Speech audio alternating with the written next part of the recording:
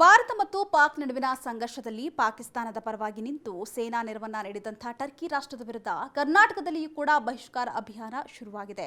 ಜೊತೆಗೆ ಬೆನ್ನಿಗೆ ಚೂರಿ ಹಾಕಿದ್ದಂತಹ ಅಜರ್ಬೈಜಾನ್ನಿಂದ ಬರ್ತಾ ಇದ್ದಂತಹ cherry, olive oil, marbles, electronic ವಸ್ತುಗಳು ಮತ್ತು ಫ್ಯಾಷನ್ ಸೇರಿದಂತೆ ಇತರೆ ಉತ್ಪನ್ನಗಳನ್ನು ಸಹ ದೇಶದಲ್ಲಿ ಬ್ಯಾನ್ ಮಾಡಲಾಗಿದೆ.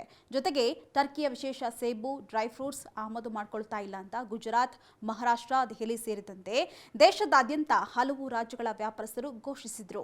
ಇದೀಗ ಬಾಯ್ಕಟ್ ಅಭಿಯಾನಕ್ಕೆ ಬೆಂಗಳೂರು ಸಗಟು ಬಟ್ಟೆ ವ್ಯಾಪಾರಿಗಳ ಸಂಘ ಕೈ ಜೋಡಿಸಿದ್ದು, ಯಾವುದೇ ಕಾರಣಕ್ಕೂ ಜವಳಿ ಉತ್ಪನ್ನಗಳನ್ನ ಟರ್ಕಿ ದೇಶದಿಂದ ಆಮದು ಮಾಡಿಕೊಳ್ತಾ ಇಲ್ಲ ಅಂತ ನಿರ್ಧರಿಸಿದೆ. ಹೌದು, ಬೆಂಗಳೂರು ನಗರದಲ್ಲಿ 3,000ಕ್ಕೂ ಅಧಿಕ ಸಗಟು ಬಟ್ಟೆ ವ್ಯಾಪಾರಿಗಳು ಇದ್ದಾರೆ. ಪ್ರತಿ ವರ್ಷ ಪ್ಯಾಂಟ್, ಶರ್ಟ್, ಟವಲ್ ಸೇರಿದಂತೆ ಇತರೆ ಜವಳಿ ಉತ್ಪನ್ನಗಳನ್ನ ಸಹ ಟರ್ಕಿ ದೇಶದಿಂದ ಆಮದು ಮಾಡಿಕೊಳ್ಳಲಾಗ್ತಾ ಇತ್ತು. ಜೊತೆಗೆ ಇಲ್ಲಿಂದ ಸಹ ಆ ದೇಶಕ್ಕೆ ಕೆಲ ಉತ್ಪನ್ನಗಳನ್ನ ಕಳುಹಿಸಿಕೊಡಲಾಗ್ತಾ ಇತ್ತು. ಇದರಿಂದ ಕೋಟ್ಯಾಂತರ ವಹಿವಾಟು ಕೂಡ ನಡೀತಾ ಇತ್ತು. ಇದೀಗ ರಫ್ತು ಮತ್ತು ಆಮದು ಮಾಡಿಕೊಳ್ಳದೆ ಇರಲು ನಿರ್ಧರಿಸಿದ್ದು, ಇದರಿಂದ ಟರ್ಕಿಗೆ ಆರ್ಥಿಕ ಹೊಡೆತ ನೀಡಲು ಮುಂದಾಗಿದ್ದಾರೆ.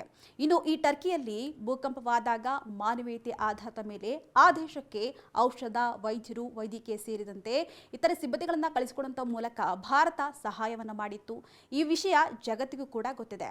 ಆದರೂ ಕೂಡ ಭಾರತ ಮಾಡಿದಂತಹ ಸಹಾಯವನ್ನ ಮರೆತು ಟರ್ಕಿ ಪಾಕಿಸ್ತಾನಕ್ಕೆ ಬೆಂಬಲವಾಗಿ ನಿಂತಿತ್ತು. ಆದ್ರಿಂದ ದ್ರೋಹಿ ಟರ್ಕಿಗೆ ಉತ್ಪನ್ನಗಳನ್ನ ಆಮದು ಮಾಡಿಕೊಳ್ಳದೆ ಇರಲು ವ್ಯಾಪಾರಸ್ಥರು ನಿರ್ಧರಿಸಿದ್ದಾರೆ.